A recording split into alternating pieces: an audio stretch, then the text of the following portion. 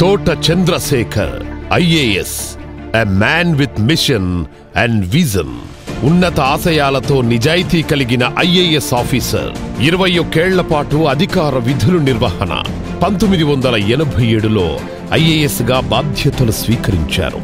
ముంబై ప్రగతి పదం వెనక కీలక పాత్ర.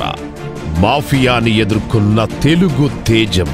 Mumbai metropolitan region development MMRD metropolitan commissioner గా ఎన్నో అభివృద్ధి పనులు. Mumbai urban transport project, infrastructure project, metro rail ప్రాజెక్టుల అమలు. నిరాశ్రయులైన పేదల కోసం 18 నెలల్లో 50,000కు పైగా ఇల్లు నిర్మించి ప్రజల మనిషిని అని చాటి చెప్పారు. 2000 నుండి 2002 వరకు నాగపూర్ మున్సిపల్ కమిషనర్ గా ఉండి అప్పట్లో స్వచ్ఛ భారత్ తరహా ప్రోగ్రాం నిర్వహించి నాగపూర్ను క్లీన్ సిటీగా నిలిపారు. 1997 నుండి 2000 వరకు థానే మున్సిపల్ కమిషనర్ గా ఉండి 3 ఏళ్లలో పరిశుభ్రమైన నగరంగా తీర్చిదిద్దారు.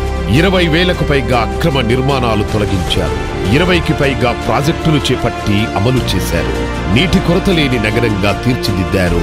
థానేకు 2000 సంవత్సరంలో క్లీన్ సిటీ అవార్డు వరించింది. తోట చంద్రశేఖర్ బదిలీకి నిరసనగా 3 రోజుల పాటు థానే నగరం బంద్. దీన్ని బట్టి అర్థం చేసుకోవచ్చు ఆయన తన బాధ్యతలను ఎంత త్రికరణ శుద్ధిగా నిర్వహించారు.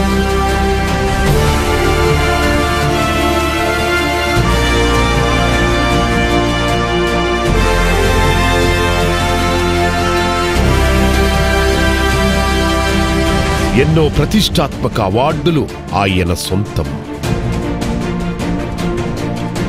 ప్రజల కోసం నిరంతరం తపించే అధికారిగా ఎన్నో బాధ్యతలు నిర్వహించిన మన గుంటూరు బిడ్డ తోట చంద్రశేఖర్ గారు ఇప్పుడు మన జనసేనలో మన గుంటూరు పశ్చిమ నియోజకవర్గం నుండి పోటీ చేస్తున్నారు. మన గుంటూరు, మన తోట చంద్రశేఖర్.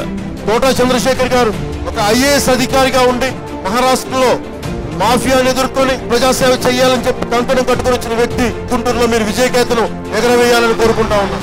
మీ ఓటు అనే ఒక ఆయుధాన్ని బలంగా బ్యాలెట్ బాక్స్ లో గుర్తండి, జనసేన ప్రభుత్వాన్ని స్థాపించండి.